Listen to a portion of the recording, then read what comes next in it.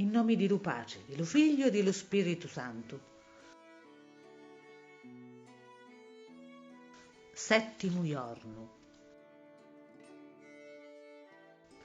Fora dunca la citati, riflettendo chi sapia, una grutta ricunciati, così dicilu a Maria, che vicino c'è una grutta ben chi vili e aperta tutta.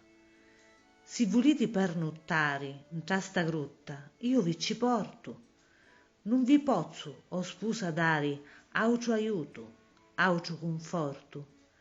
Maria allora, ubbidienti, moscia d'essere contenti.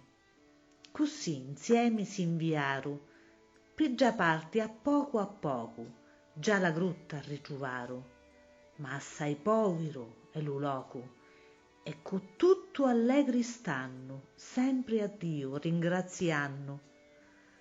Tutti i giancili beati, chi per via l'accompagnaro, cu splendori inusitati, chi già grutta circondaro.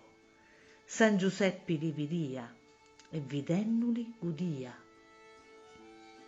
O pinzati c'allegrizza di santi amati sposi, che gudennu sta bigizza sunno allegri e gloriosi, dopo avere tanti stenti a sta vista so contenti.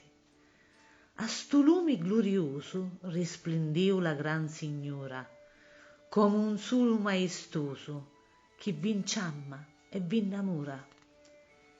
E Giuseppe consolato resta allegro ed inciammato.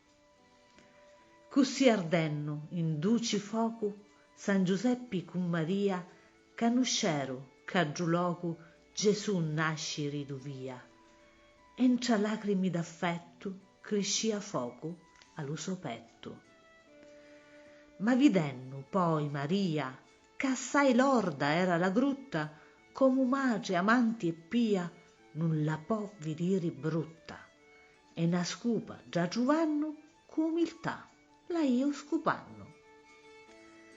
St'umiltate in riguardare di Maria lo sposo amato, cominciao pure a scupare, ma di lancili aiutato, entra un nente chi da grutta resta beggia e netta tutta.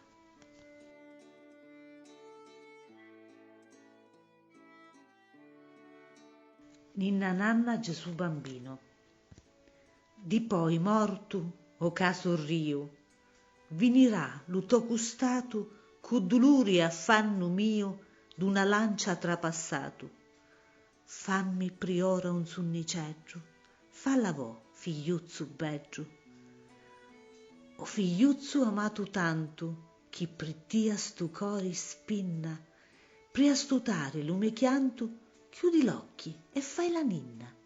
Stu mio chianto è troppo amaro, falla vo, figliuzzu caro.